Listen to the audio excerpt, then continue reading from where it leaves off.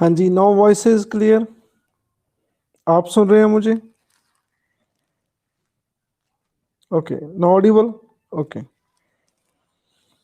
25th amendment आज हम करेंगे। Affirm the power of Parliament to amend any part of the constitution including fundamental rights. Sorry, ये तो 24 थी। 25th कटेल फंडामेंटल राइट टू प्रॉपर्टी। तो जो राइट टू प्रॉपर्टी था, फंडामेंटल राइट, उनको कर्टेल किया गया। ठीक है, 25th अमेंडमेंट द्वारा।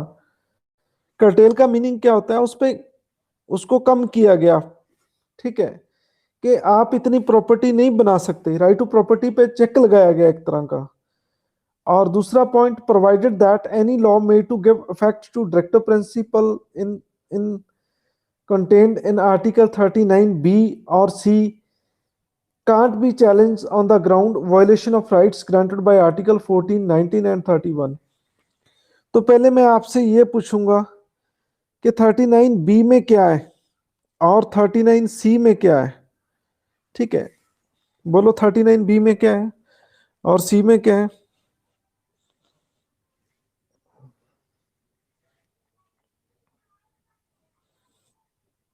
किस में इक्वल डिस्ट्रीब्यूशन? 39 में, बी में। बिल्कुल सही कह रहे हैं आप। और सी में? और ये बिल्कुल सही आंसर है। शिवम और अंकित बिल्कुल सही कह रहे हैं आप। और Reema, prevention of wealth concentration, बिल्कुल सही कह रहे हैं अंकित। और शिवम और अंकित और गरिमा, आप सभी को बहुत बहुत ब्लेसिंग और मेरी तरफ से लड्डू मिलते हैं आपको। तो 30B ये कहता है कि देखो, जो देश के रिसोर्सेज है, ठीक है, ऑनरशिप एक के नाम पे नहीं होगी। जैसे अदानी अंबानी, आप सुन रहे हैं, एक ही मालिक है, कुछ ऐसा नहीं होगा। ठीक है, सारे देश की पैसा दो चार लोगों के हाथों में नहीं होना चाहिए। तो ये बी कहता है। तो ये बी कहता है। ठीक है, सी कहता है कि पैसा एक था, इक्वल डिस्ट्रीब्यूशन होनी चाहिए, बी। सी ये कहता है कि देखो, पैसा एक के हाथ में इकट्ठा नहीं होना चाहिए। कंसंट्रेशन ऑफ वेल्थ नहीं होना चाहिए, मतलब पूरी जो दौलत है, पूरी जो पैसा है, वो एक के हाथों में इकट्ठा नहीं होना चाहिए। ठीक है, तो 25th अमेंडमेंट में क्या हुआ? ठीक है, कि directive principle of state policy को इंप्लीमेंट करना है। Directive principle of state policy को इंप्लीमेंट करेंगे 39B और सी को। कैसे?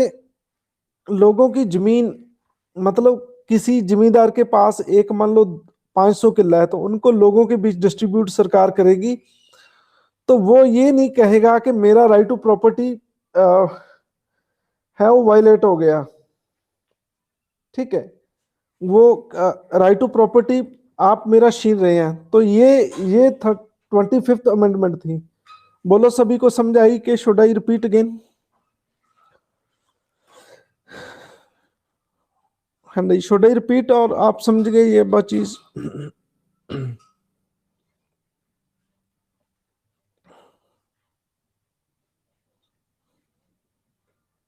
चलो ओके। आर्टिकल 31 क्या था? राइट टू प्रॉपर्टी था। राइट टू प्रॉपर्टी, कि आप राइट टू प्रॉपर्टी। 39B और सी, ठीक है, 39B और सी ये दोनों क्लैश करते हैं एक दूसरे से, एक दूसरे के उल्ट थे ये। मैं आपको एरो बनाकर समझाता हूं। ठीक है, उल्ट कैसे थे? 31 फंडामेंटल राइट कहता है कि आप जितनी मर्जी प्रॉपर्टी बना लो। बोलो, ये चीज क्लियर है या नहीं क्लियर? हाँ जी। 30B कहते हैं कि देखो, जो स्टेट है वो ऐसी एफर्ट्स करेगा कि सभी लोगों में इक्वल डिस्ट्रीब्यूशन हो वेल्थ की, बी। और सी कहता है कि पैसा एक लोगों के हाथ में इकट्ठा नहीं होगा। ठीक है, तो एक तरफ 31 कहता है कि आप जितनी मर्जी प्रॉपर्टी बना लो। ठीक है, मैं सारा पंजाब खरीद लेता हूं, तो आर्टिकल 31 के तहत, और एक तरफ सरकार कह रही है कि दौलत कुछ ही लोगों के हाथों में इकट्ठा नहीं होगी। तो ये एक दूसरे के कॉन्ट्रेरी है या नहीं कॉन्ट्रेरी? आप मुझे बताओ, आप ही बताओ, आप समझदार हो। एक तरफ तो कह रहे हैं कि पैसा कुछ लोगों के हाथ में इकट्ठा नहीं होगा, एक तरफ कहते हैं कि आप जितनी मर्जी प्रॉपर्टी बना सकते हैं। तो ये तो बात ना हुई। ठीक है,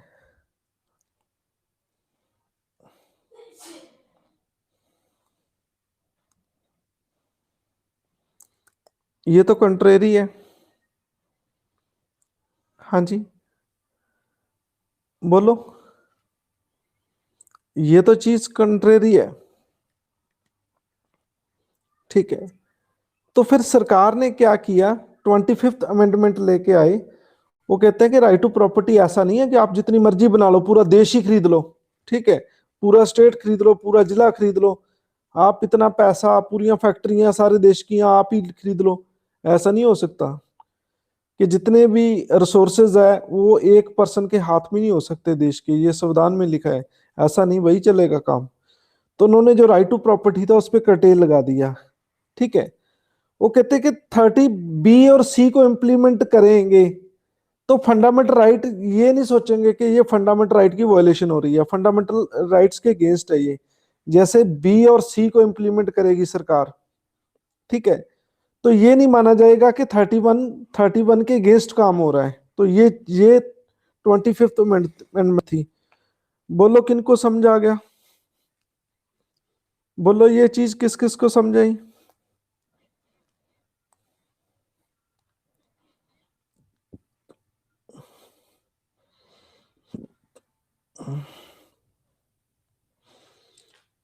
सरकार की मर्जी है, बिल्कुल बंद भी कर सकती है। किस आर्टिकल, संविधान के किस आर्टिकल में लिखा है कि कोई नशा नहीं? सरकार ये कोशिश करेगी कि कोई सरकार ये एफर्ट्स लगाएगी कि नशे को रोकेगी, किस आर्टिकल में कहा गया? 47, बिल्कुल सही कह रहे हैं ये अंकित, कोमल और शिवम। मुस्कान का सही आंसर आ रहा है सभी। मैं बहुत खुश हूँ, I am very very happy कि आप गूगल बन गए। ठीक है, जब आप गूगल से सर्च करते हैं तो मुझे फिर भी पता लगता है, आप गूगल से नहीं सर्च करते तो मुझे फिर भी पता लगता है। आप सभी का आंसर बिना गूगल क्या है? चलो, सभी को बहुत बहुत ब्लेसिंग। और मेरी तरफ से लड्डू मिलते हैं। 47 आर्टिकल है।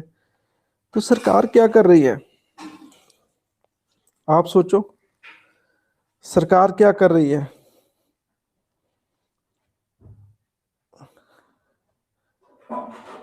था शराब के ठेके खोल रही है। ठीक है,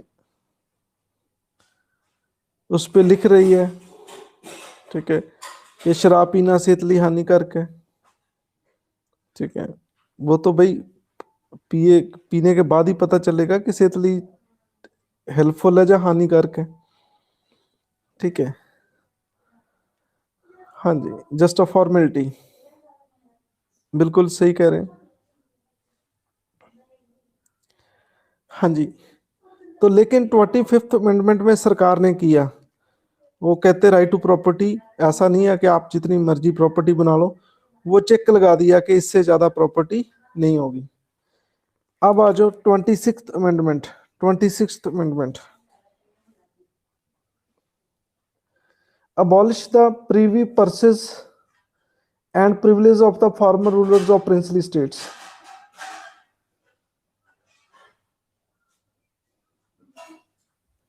ये 26th अमेंडमेंट 1971। ठीक है, इन्होंने Privi पर्सेज and privilege of former ruler of princely states, जितने भी प्रिंसली स्टेट थे, ठीक है, प्रिंस जितने भी प्रिंसली स्टेट थे, ठीक है, इनके कुछ प्रिविलेज थे उनको खत्म कर दिया, जो राजा सिस्टम के बिल्कुल कुछ उन्हें स्पेशल प्रिविलेज मिलता था, कुछ स्पेशल राइट्स थे उनके। ठीक है, तो काफी महीने पहले एक बच्चे ने मुझे ये क्वेश्चन भी पूछा था। ठीक है, तो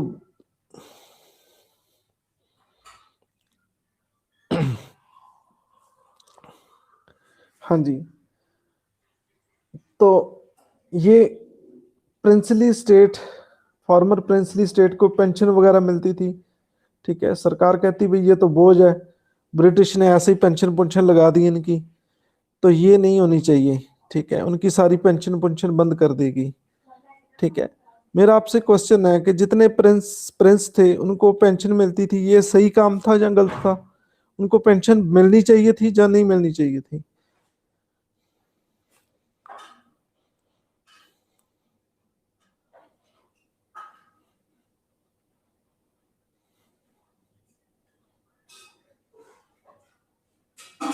सभी का आंसर नो में आ रहा है। लगता है राजे पसंद नहीं थे आपको। ठीक है, मुझे तो राजे बहुत पसंद है। अकबर मैं बहुत अच्छा लगता है मुझे अकबर। ठीक है, आज के टाइम अकबर होता, ठीक है, तो मैं उसे अपनी बाहों में लेता। ठीक है, जहाँ उनके पाँव छूता। ठीक है,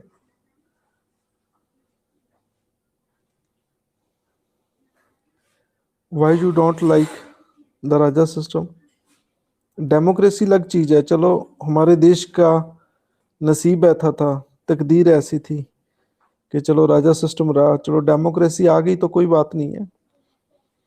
लेकिन उन्हें पेंशन मेरे मुताबिक मिलनी चाहिए थी। क्यों? ऐसा क्यों? आप आंसर दो, ऐसा क्यों?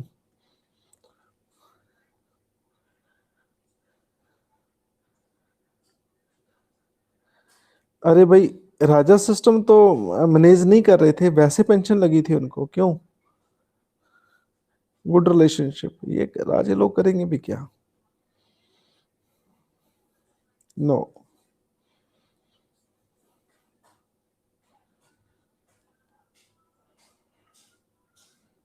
नहीं, सभी का गलत जवाब है।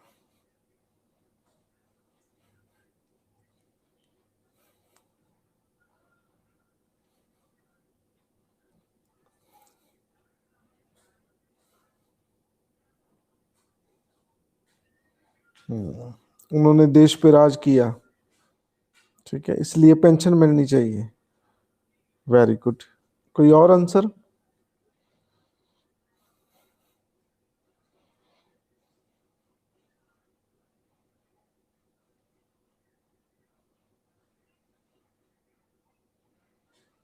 हाँ जी, कोई और आंसर? अभी तक कोई आंसर नहीं है। मैंने तो बता नहीं है भाई। चलो सुनो, क्यों क्यों चाहिए उन्हें पेंशन?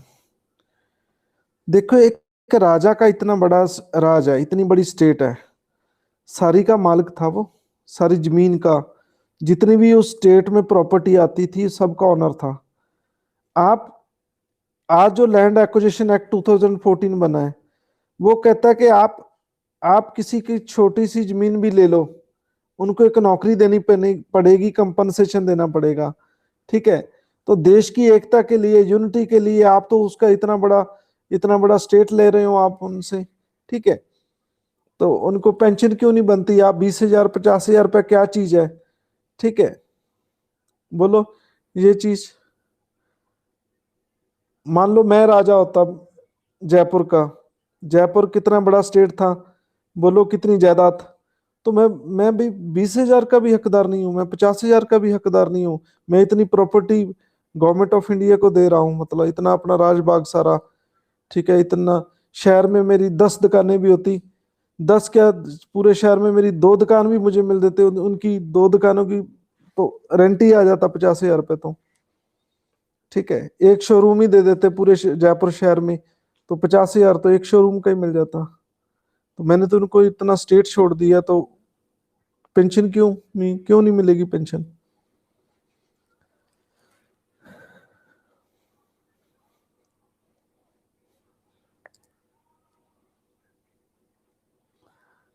सारी प्रॉपर्टी तो सरकार ने ले ली, मैं खाऊंगा क्या? ठीक है,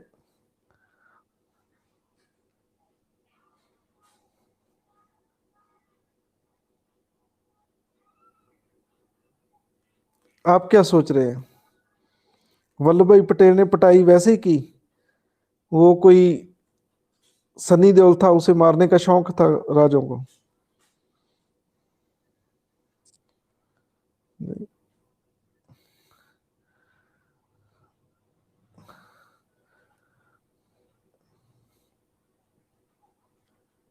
और देश की एकता आप क्या सोचते हैं कि यूनिटी कैसे हुई, यूनिफिकेशन कैसे हुआ इंडिया का?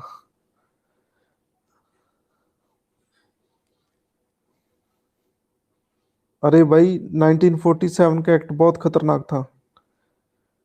प्रिंसली स्टेट को पूरी आजादी थी कि आप पाकिस्तान ज्वाइन करो, इंडिया ज्वाइन करो, चाहे अपना खुद देश बनाओ, अपना देश बनाओ।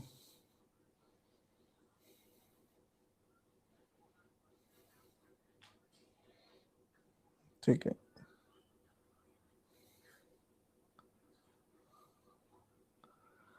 हाँ जी। तो प्रधानमंत्री एपिसोड में ये सब कुछ दिखाया गया है, देखना आप, जरूर सारे देखो सारे।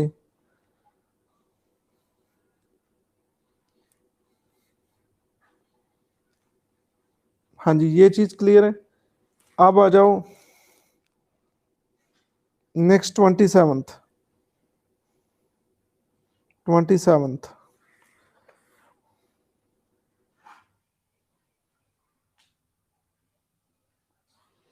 empower the administrator of the certain duties to promulgate audience. कहते 27th अमेंडमेंट के जरिए,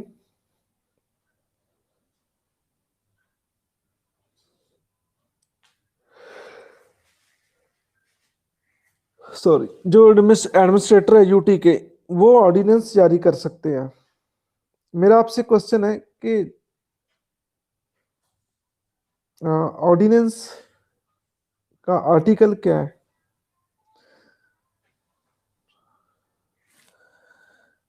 123। ये राष्ट्रपति जी करते हैं।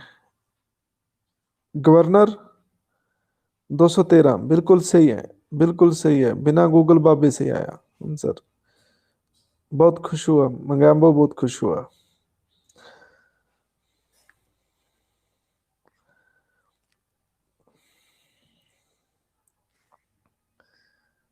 चलो, चंडीगढ़ का एडमिनिस्ट्रेटर कौन है? चंडीगढ़ के लिए ऑर्डिनेंस कौन जारी करेगा?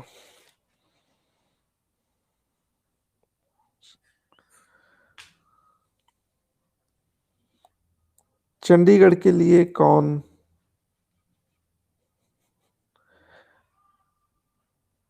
अरे भाई, कौन सा गवर्नर, कोई उसका नाम बताओ। बिल्कुल सही कह रहे हैं आप, वीपी सिंह, शिवम सेठी, सही कह रहे हैं आप। पंजाब का गवर्नर गरिमा, बिल्कुल सही कह रहे हैं आप। ठीक है, वीपी सिंह बदनौर, बिल्कुल सही कह रहे हैं आप। बिल्कुल सही है जी, बिल्कुल सही है। Good. Made certain special provision for new UTs of Arunachal Pradesh and Mizoram. ये अरुणाचल और मिजोरम पहले यूटी रही, उनके लिए स्पेशल प्रोविजन बनाएगी। Authorise the Parliament to create legislative assembly and council of ministers for the new state of Manipur. तो ये ऑथराइज किया पार्लियामेंट का कि आप क्रिएट कर सकते लेजिस्लेटिव असेंबली। किस स्टेट के लिए? मणिपुर के लिए, मणिपुर के लिए। ये थी 27th। आगे आ जाओ 28th।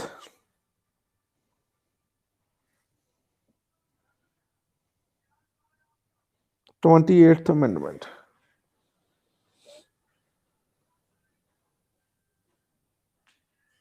Abolish the special privileges of ICS officers, empower the parliament to determine their service conditions। देखो, आजकल आईएएस कहते हैं, ठीक है, पहले क्या होता था? आईसीएस होता था। आईसीएस।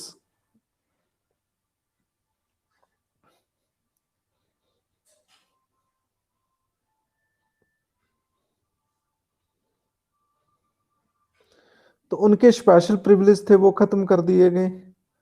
उनकी सर्विस कंडीशन ये 28th द्वारा निर्धारित की गई।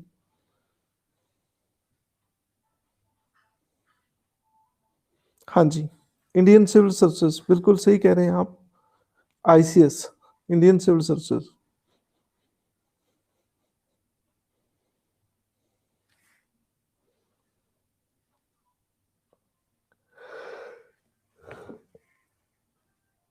नेक्स्ट देखो 29th अमेंडमेंट। 29th।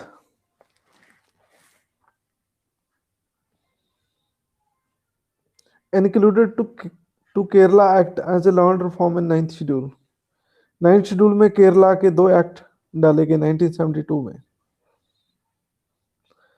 फिर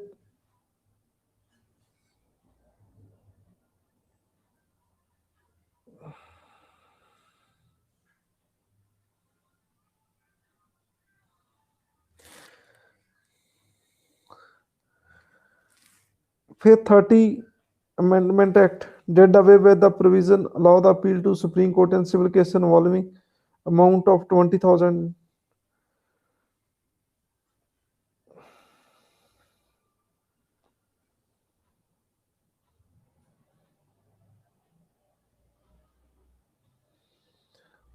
तो 30 नंबर अमेंडमेंट क्या थी कि सिविल केस जो 20,000 की अमाउंट है वो सुप्रीम कोर्ट में जा सकता है, तो ये ख़त्म किया गया। और लेकिन ये प्रोवाइड किया गया कि सुप्रीम कोर्ट में फेरी केस जाएगा जे सब्सटेंशियल क्वेश्चन ऑफ लॉ है, ठीक है, कोई लॉ का कोई जरूरी मैटर है तो फेरी जाएगा। ये थी 30। और 31 increase number of Lok Sabha seats from 525 to 545। जो आज आप देख रहे हैं, ठीक है, आज टोटल सीट्स कितनी है एट प्रेजेंट, कितनी स्ट्रेंथ है लोकसभा की एट प्रेजेंट कितनी है? हाँ जी, अभी तक मुझे एक ही आंसर सही मिला है, जोबनप्रीत एंड मुस्कान और शशांक, वीना, गिलप्रीत। 543 बिल्कुल सही आंसर है। एट प्रेजेंट कितनी स्ट्रेंथ है? 543। लेकिन ये मोदी जी ने काम किया है, पहले 545 थी, ठीक है, एंग्लो इंडियन बीच में से 2 हटा दी गया, 543 एट प्रेजेंट, ठीक है। तो ये कब हुई थी? 31st अमेंडमेंट में, ठीक है। लेकिन किस में ये 2 खत्म हुए, किस अमेंडमेंट में ये 2 खत्म हुए, ये भी बता दो। एंग्लो इंडियन किस अमेंडमेंट के द्वारा इनकी रिजर्वेशन खत्म की गई?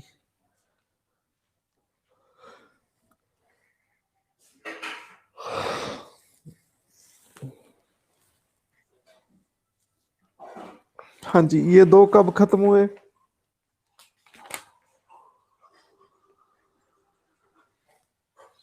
पता नहीं है।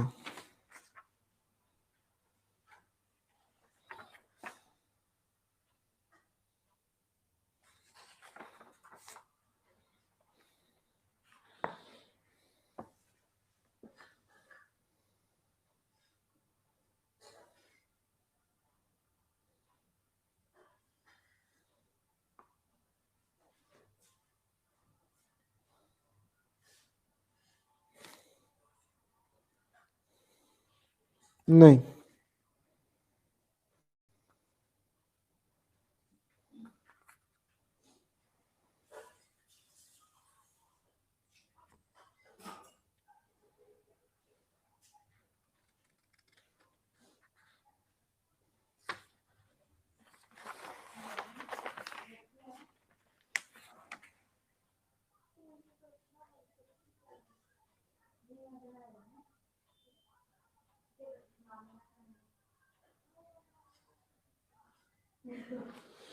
हाँ जी, आर्टिकल तो बिल्कुल सही है। नहीं, गलत है सभी की। 104 चेक करो आप। 104।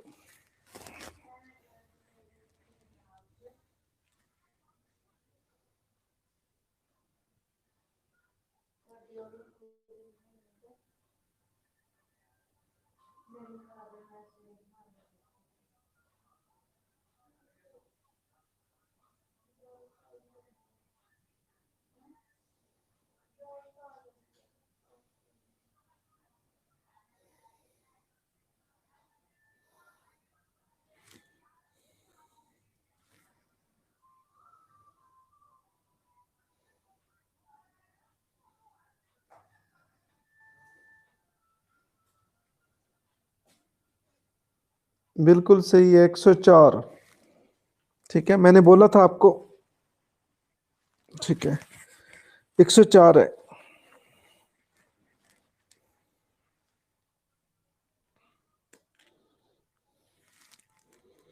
हाँ जी, ये लास्ट ही है, चलो लास्ट में करेंगे इसे।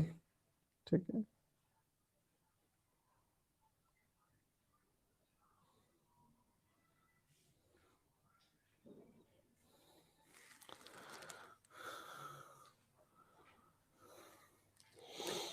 ओके।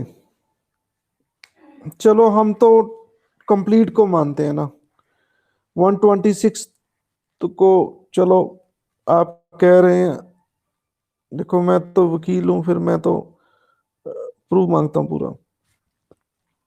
ठीक है,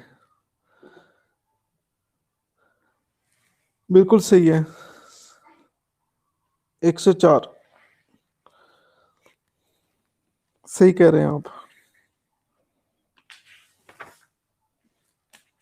दो कम कर दिए, एंग्लो इंडियन को रिमूव कर दिए।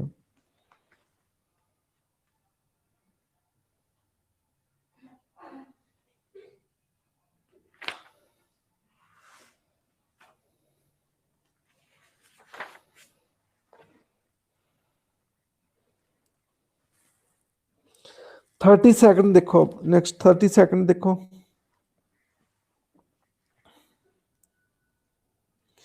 Thirty second made special provision to satisfy the aspiration of the people of Telangana region in Andhra। तो ये स्पेशल प्रोविजन बनाई गई तेलंगाना के लिए। ठीक है, तेलंगाना पता होगा आपको, नया स्टेट बन गया ये, उनके लिए special provision. 32nd, 33rd, provide the provided that resignation of the member of parliament and state legislature may be accepted by speaker chairman only if he satisfy that resignation is voluntary और genuine. तो ये 33rd amendment थी, ये provide किया गया कि जे कोई व्यक्ति एमएलए एमपी अपना इस्तीफा देना चाहता है तो वो वॉलंटरी है, अपनी इच्छा से दे रहा है, जहाँ जेन्युइन है, लेकिन उसे कोई फोर्स नहीं कर रहा, जहाँ कोई लालच दे के कोई रेजिग्नेशन नहीं दवा रहा, तो ये स्पीकर चेयरमैन डिसाइड करेगा। ठीक है, तो ये थी 35th amendment, sorry 33rd amendment. आ जाओ आगे, 34th। included 20 more land tenures and land reforms act of various states in the 9th schedule. 9th schedule में और एक्ट डाले गए। फिर 35th amendment terminate the protectorate states of Sikkim protectorate states of Sikkim and conferred on it the states of associate of Indian Union। The 10th schedule was added laying down the terms and condition of the association of Sikkim with Indian unions। तो ये 35th amendment 1974 Sikkim से deal करती है। प्रेक्टोरेट state वो होता है जो किसी की रक्षा के अंदर होता है, उसको खत्म करके एक सहयोगी स्टेट बनाया गया इंडिया का। ठीक है, तो 35th अमेंडमेंट एक्ट सिक्किम को डील करती है। 36th अमेंडमेंट में सिक्किम को फुल फ्लेट स्टेट बना दिया गया। ठीक है, and omitted the 10th schedule में उनका नाम ओमिट कर दिया गया। फिर 37th अमेंडमेंट एक्ट है, provide legislative assembly control of ministers of the union territory of Arunachal Pradesh. Arunachal Pradesh के लिए एलए बनाई गई। ठीक है, तो पार्लियामेंट क्यों लॉ लाती है भाई किसी स्टेट के लिए, यूटी के लिए एलए बनाने के लिए, कैसा क्यों?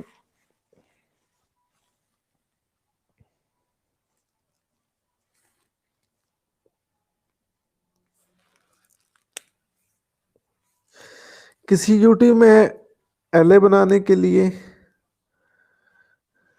पार्लियामेंट में क्यों लॉ बनता है?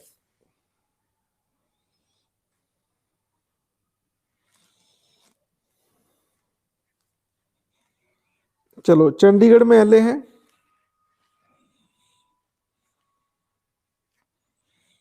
ओके, सही है, शन्ना सही कह रहे हैं आप, बिल्कुल सही बात है आपकी। आपको बहुत बहुत ब्लेसिंग। मेरा क्वेश्चन है आपसे, चंडीगढ़ में एलए है, एलए लेजिस्लेटिव असेंबली।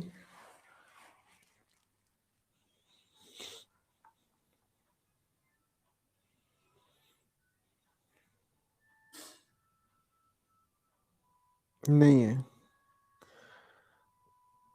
मान लो हम बनाना चाहते हैं तो कैसे बनेगी?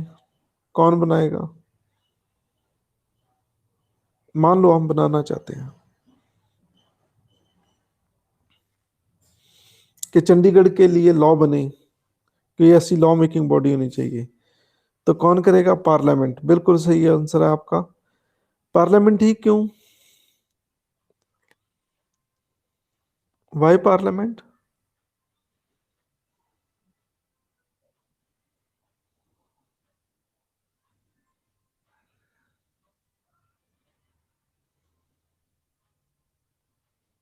ऐसा नहीं है, डिस्प्यूटेड है। हाँ, ऐसे ही है।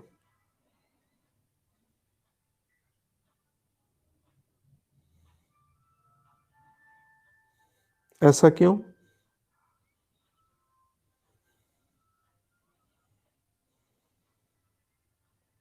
हाँ जी, ऐसा क्यों?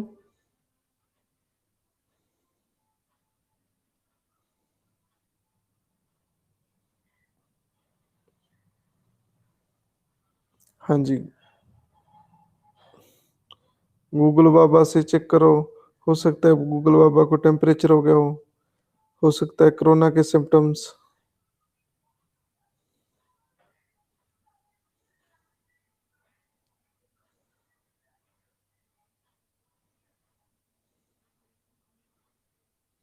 हाँ जी, ऐसा क्यों? अरे भाई, यूटी स्टेट थोड़ी है। चंडीगढ़ यूटी है, स्टेट नहीं है।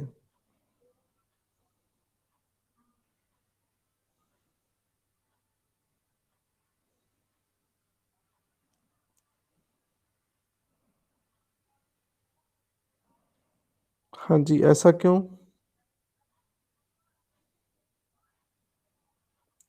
तो ये पहला sixer by Shivam, because UTs are under the control of union government. बिल्कुल सही आंसर, ये ग्रेट सिक्सर बाय शिवम। लगता है बॉल ही गुम होगी। ये पहला सिक्सर, आज की पारी का पहला सिक्सर। अरे भाई, बहुत सिंपल है। यूटी किसके अंडर है? यूटी किसके अंडर है? सिंपल है, मोदी जी के अंडर है, यूनियन गवर्नमेंट के अंडर है, तो वही लॉ बनाएगी। अरे भाई, स्टेट थोड़ा ना लॉ बनाऊंगा। यूटी किसके अंडर है? ठीक है, यूनियन गवर्नमेंट की, सेंट्रल गवर्नमेंट की, मोदी गवर्नमेंट की।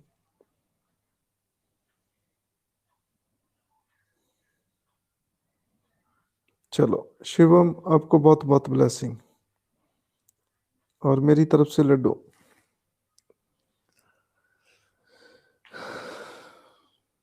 तो जिस दिन चंडीगढ़ के लिए एलए बनी, उस दिन भी पार्लियामेंट में लॉ बनेगा, संविधान में शोध होगी। ठीक है, जैसे हम पढ़ रहे हैं 37th। अब आ जाओ 38th।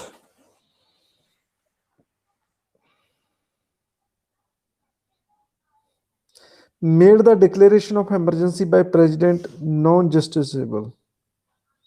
ये बहुत ही खतरनाक अमेंडमेंट है ये, 1975 में। कहते प्रेसिडेंट द्वारा इमरजेंसी लगाई गई, वो नॉन जस्टिसेबल है, कोई व्यक्ति कोर्ट नहीं जा सकता। चलो, 38th को तो मारो गोली आप ये बताओ कि प्रेसिडेंट जब इमरजेंसी लगाएगा तो कोई व्यक्ति कोर्ट जा सकता है? अब की बताओ, चलो बाद की छोड़ो।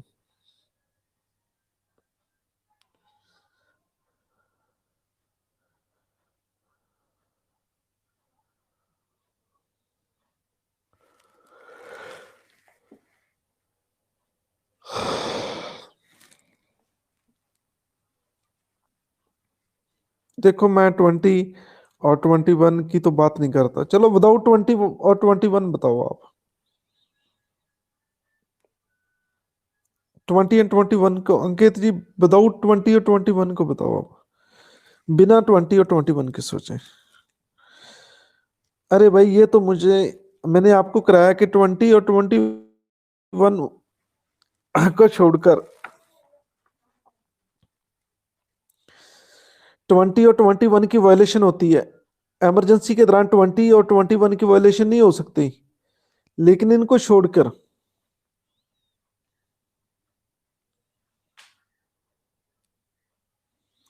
राष्ट्रपति जी की इमरजेंसी को कोर्ट में चैलेंज किया जा सकता है या नहीं, मुझे ऐसा बताओ।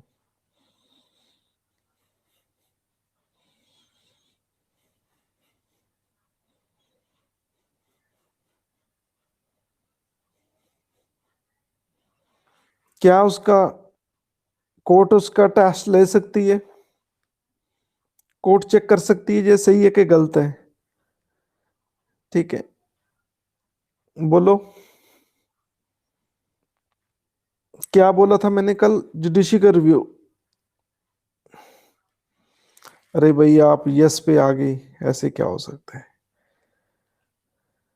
कभी आप कहते हो नो, कभी आप कहते हो यस, कभी कहते हो नो, कभी कहते हो यस। ठीक है, आपको पता है एक्सीडेंट क्यों होता है?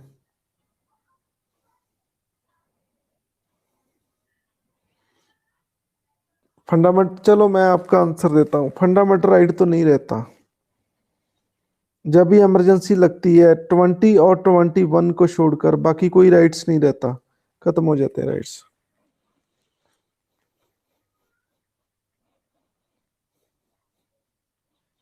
एक्सीडेंट पता क्यों होता है? कभी यस, कभी नो। आप मान लो गाड़ी पे हो, आप किसी ट्रक को टेक ओवर कर रहे हो, कभी आपका मन करता है कि चलो यार टेक ओवर कर लेते हैं, कभी नहीं, कभी हाँ कभी नहीं, कभी हाँ कभी नहीं। तो वो कार फिर जो सामने से ट्रक हो रहा था उसके बीच ऐसे उससे मिलती है जैसे फिल्मों में हीरो हीरोइन मिलते हैं। हम्म,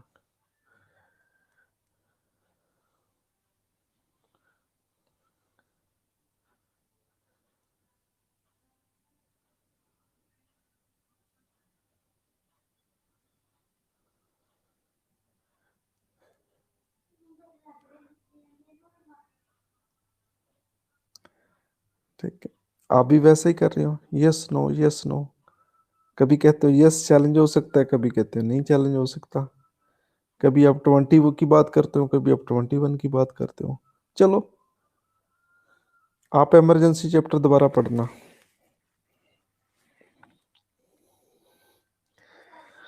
तो ये इंदिरा गांधी ने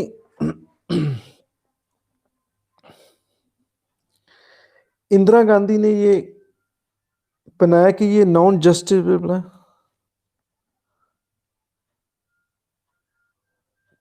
राष्ट्रपति जी द्वारा लगाई गई इमरजेंसी को कोर्ट में चैलेंज किया जा सकता है या नहीं जा सकता, ये क्वेश्चन है। ये आपका होमवर्क है, आपने घर से ढूंढना है। ठीक है, ये आपका होमवर्क है। तो कहते हैं कि जब भी कोई ऑर्डिनेंस जारी होगा प्रेसिडेंट द्वारा, गवर्नर द्वारा, यूटी के एडमिनिस्ट्रेटर द्वारा, ठीक है, तो वो आ, उ, उसके अगेंस्ट भी आप कोर्ट में नहीं जा सकते।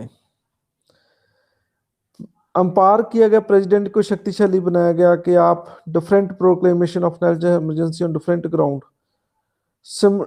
सिमुलटेनियसली। ठीक है, ये सिमुलटेनियसली क्या होता है कि एट ए टाइम दो तीन काम करना। ठीक है, तो आप अलग अलग प्रोक्लेमेशन कर सकते हो इमरजेंसी के रिगार्डिंग। ठीक है, तो ये इमरजेंसी की ग्राउंड बनाने के लिए थी पूरी 38th। तो ये पूरी गलत थी एक्चुअली। ठीक है, आप कोर्ट में नहीं जा सकते। आप गवर्नर कोई ऑर्डिनेंस जारी करता है तो आप उसको गलत नहीं ठहरा सकते। और इमरजेंसी राष्ट्रपति डिक्लेयर कर सकता है डिफरेंट अलग अलग घोषणा द्वारा। तो ऐसे सारी चीजें इंदिरा गांधी ने ये गलत की थी। ठीक है, 39th amendment place dispute related to president, vice president, prime minister, speaker beyond the scope of judiciary. तो ये इंदिरा गांधी ने बहुत और अच्छा काम किया।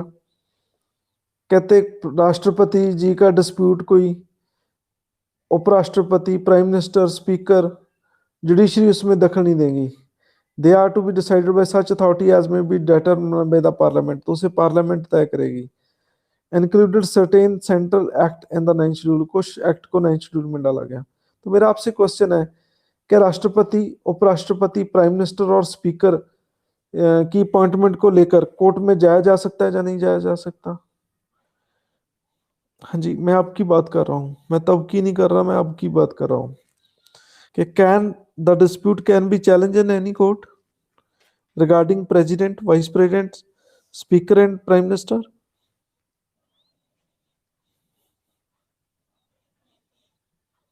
अरे भाई, किस दुनिया में रहते हो, मैंने आपको पॉलिटी कराई है।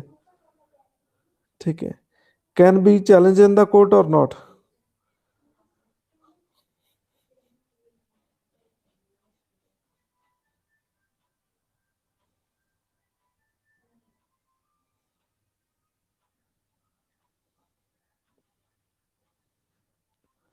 अरे भाई, ये क्या सोचने वाली बात है?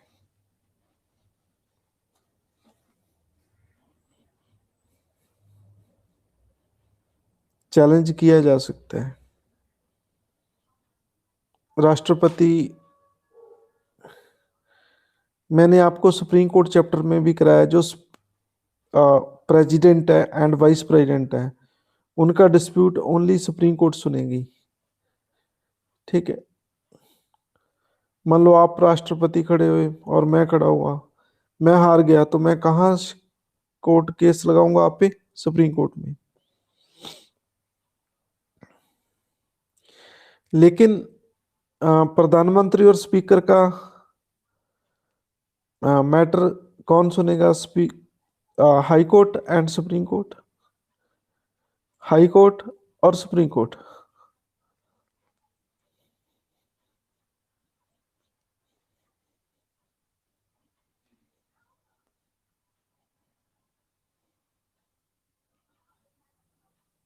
अरे भाई, क्या बात करते हो आप?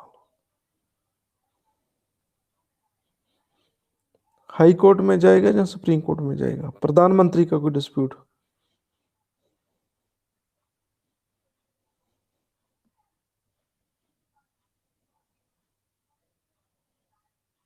High court.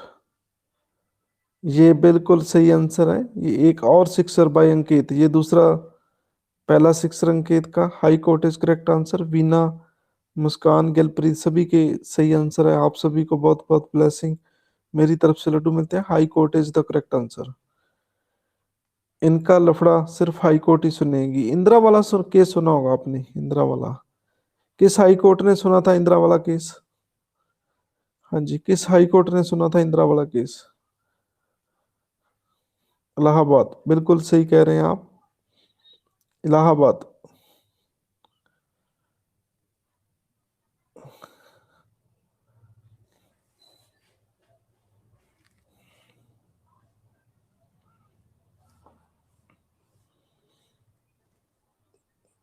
उस महान आत्मा का नाम क्या था जिसने केस डाला था इंदिरा के खिलाफ?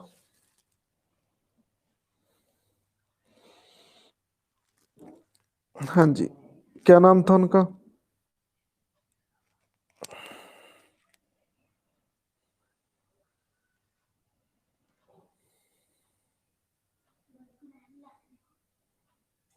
फिर आप प्रधानमंत्री एपिसोड क्या देखते हो?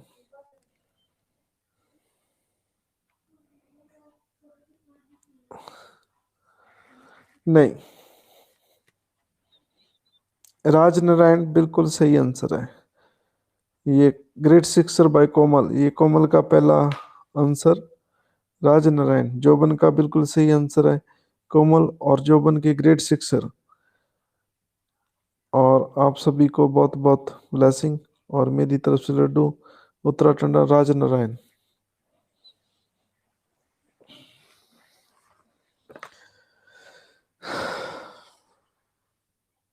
40th 40 number, empower the parliament to specify from time to time limit of the territorial waters, continental shelf, exclusive economic zone EEZ and maritime zones of India। तो ये पार्लियामेंट को शक्तिशाली बनाया गया कि आप समय समय पे जो हमारा टेरिटोरियल वाटर है उनकी सीमा निर्धारित कर सकते हैं। कॉन्टिनेंट शेल्फ की, ये ज्योग्राफी में पढ़ेंगे आप, कॉन्टिनेंट शेल्फ किनारे और समुद्र के बीच का जो रास्ता होता है उसे कॉन्टिनेंट शेल्फ कहते हैं। ठीक है। हाँ जी, कोई बात नहीं है। ठीक है जी, आप भी सचिन बन जाओगे। ठीक है, बहुत अच्छे आंसर देते हो कोमल आप भी। ठीक है, कोई बात नहीं है। जो आंसर देगा, ठीक है, उनको ही ब्लेसिंग मिलेगी और लड्डू उनको ही मिलेंगे। ठीक है, तो आपने आंसर दिया इसलिए आपको लड्डू मिले।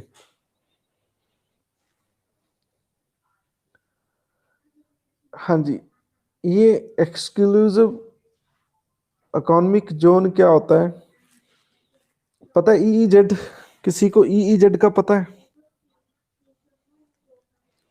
EEZ, exclusive economic zone.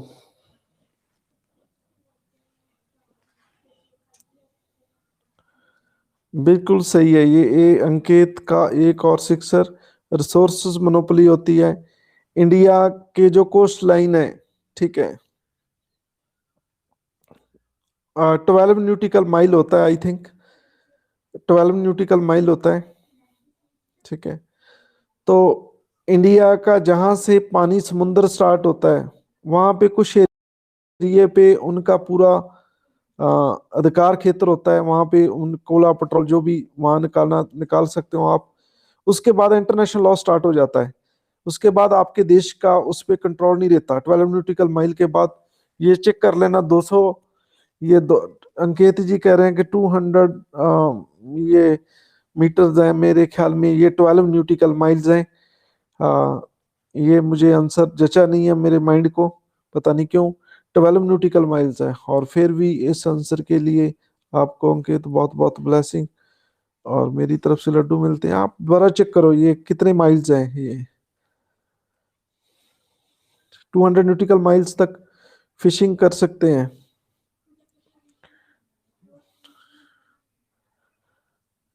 Okay, territorial water is 12 न्यूटिकल miles. Okay, ठीक है, 12 न्यूटिकल माइल्स हैं।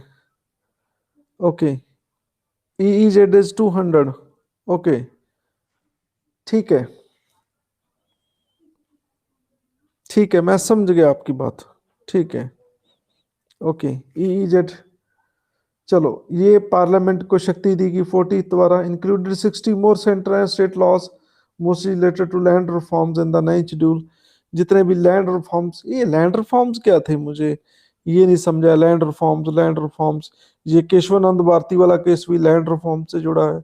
ये लैंड रिफॉर्म आप एक लाइन में बता सकते हो क्या था land reforms?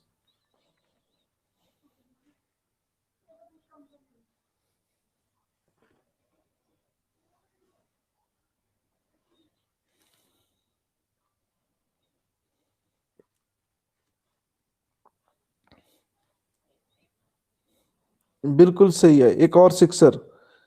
Abolish zamindara system. Land reforms का मतलब क्या था कि एक बंदे से जमीन सरकार ने चीन के लोगों को में बांटनी थी। 39B और सी पे काम करना था। अभी मैं आज कराया आपको 39B एंड सी। इसको इम्प्लीमेंट करने की कोशिश थी सरकार की, उसे कहते हैं लैंड रिफॉर्म्स। लैंड रिफॉर्म्स क्या है, मैंने आपको सारी चीजें आपकी चीन के लोगों में बांटनी है, तो ये क्या है, लैंड रिफॉर्म्स है। बिल्कुल सही कह रहे हैं ये अंकित। आपको बहुत बहुत ब्लेसिंग और मेरी तरफ से लड्डू। जौबन का भी बिल्कुल सही आंसर आ रहा है, और ये शन्ना का भी बिल्कुल सही आंसर है। ठीक है, मिडल मैन ऑल आउट, ये ग्रेट सिक्सर बाय शन्ना, बिल्कुल सही है। ज्योतिका और जोबनप्रीत बिल्कुल सही कह रहे हैं आप। सभी को बहुत बहुत ब्लेसिंग। मिडल मैन आउट, तो यही मोदी जी कर रहे हैं, middle man out, all out. तो फार्मर प्रोटेस्ट पे हैं, ऐसा क्यों? ऐसा क्यों? ये लैंड रिफॉर्म अच्छा नहीं लगा? अब मोदी जी 3 लॉ लेके आए हैं, सारा पंजाब प्रोटेस्ट पे है। ठीक है, पंजाब में जिस गाड़ी पे देखो आपको किसान यूनियन का आपको फ्लैग मिलेगा। आप बुलेट देखेंगे, आप बाइक देखेंगे। ठीक है। तो ये लैंड रिफॉर्म्स, इनमें भी जो मिडल मैन है, आड़तिया कहते हैं जैसे, वो आउट है।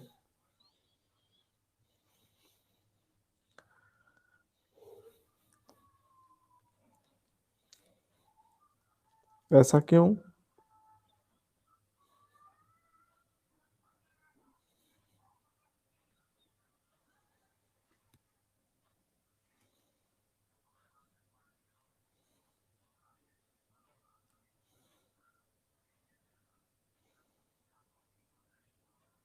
मोदी जी ने तो कहा है कि एमएसपी नहीं खत्म करेंगे। आप अपना प्रोटेस्ट वापस ले लो। मिनिमम सपोर्ट प्राइस नहीं खत्म होगा। ठीक है। ओके, अदानी बानी के हाथ में कर रहे हैं। तो 39C की वायलेशन कर रहे हैं, 39C की, बी एंड सी की।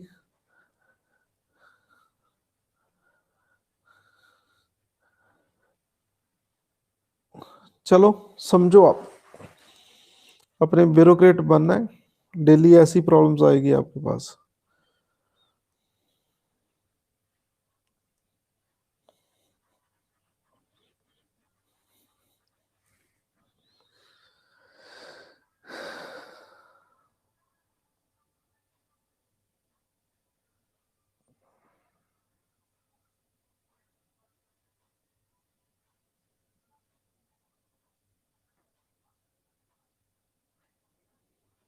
अब देखो 41st अमेंडमेंट।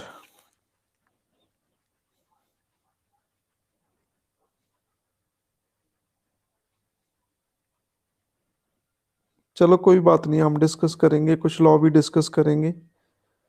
अब हम डिस्कस करने पे ही हैं, बस थोड़े दिन रुको, ये अमेंडमेंट कर लें। अमेंडमेंट कैसे लग रही है आपको, ये बताओ। ये पूरी बुक पढ़ने के बाद हम अमेंडमेंट कर रहे हैं, कैसा लग रहा है? How the topic is? Topic is interesting और बोरिंग?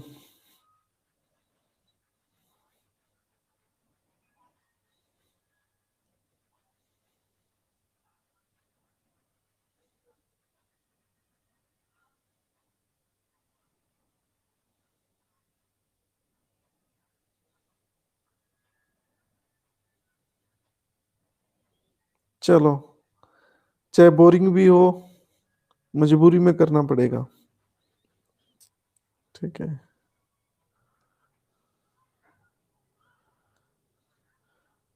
मजबूरी में आलू खाया ही जाता है। ठीक है, घर में सब्जी ना हो तो कहते क्या बनाए, चलो आलू बना लो। ठीक है।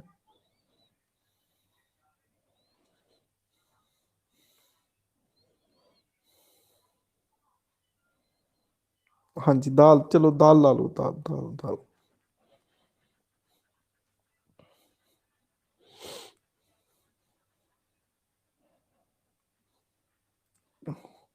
सही है, आलू नहीं तो चार।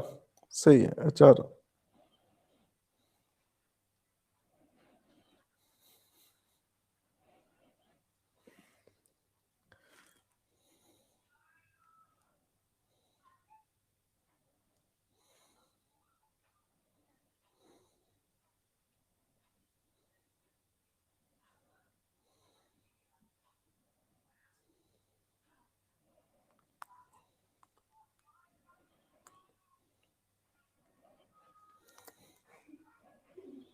अब तो पॉलिटी अच्छी लगती होगी सारी।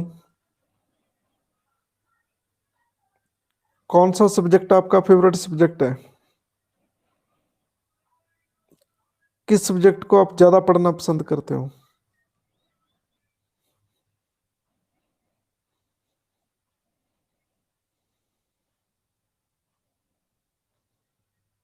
ओके, सारे आपके हैं।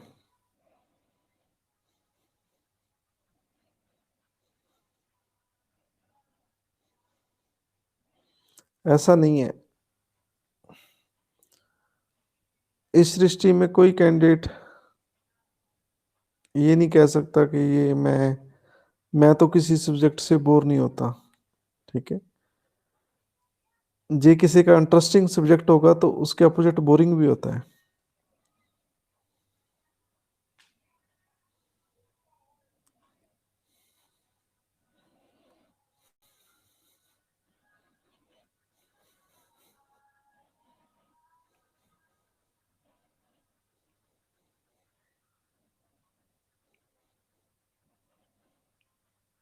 मुझे तो नहीं लगता कि आप पॉलिटी पढ़ते होंगे, कि पढ़ते हैं सब लोग? आपको तो ऐसा लग जाता होगा कि क्लास में ही सीख के सब कुछ। मुझे नहीं लगता।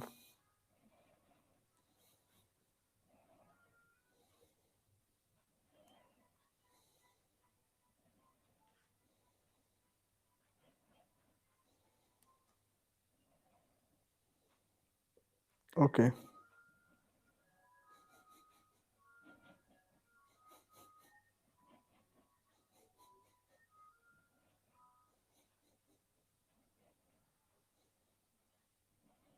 कौन सा चैप्टर 14th हम?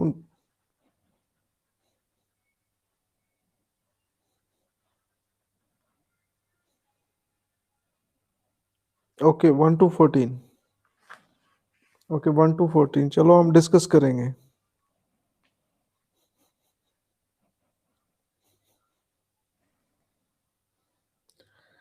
41st अमेंडमेंट देखें।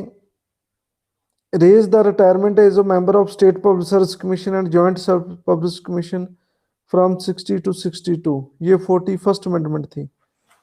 ठीक है। जो स्टेट पब्लिक सर्विस कमीशन है,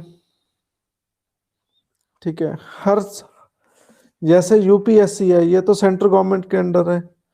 हर स्टेट का पब्लिक सर्विस कमीशन होता है, मैंने आपको कराया है। दो स्टेट्स का इकट्ठा भी हो सकता है, जॉइंट सब पब्लिक सर्विस कमीशन। उनके मेंबर की एज 60 to 62 की गई है उनकी एज। ये 41st अमेंडमेंट थी। तो 42nd हम कल करेंगे। ठीक है। काफी बड़ी है ये, बहुत इंपॉर्टेंट भी है।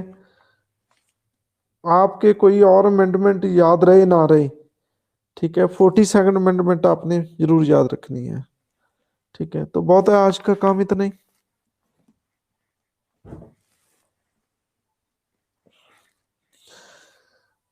चलो ठीक है जी, बाकी कल करेंगे। ठीक है जी, गुड नाइट।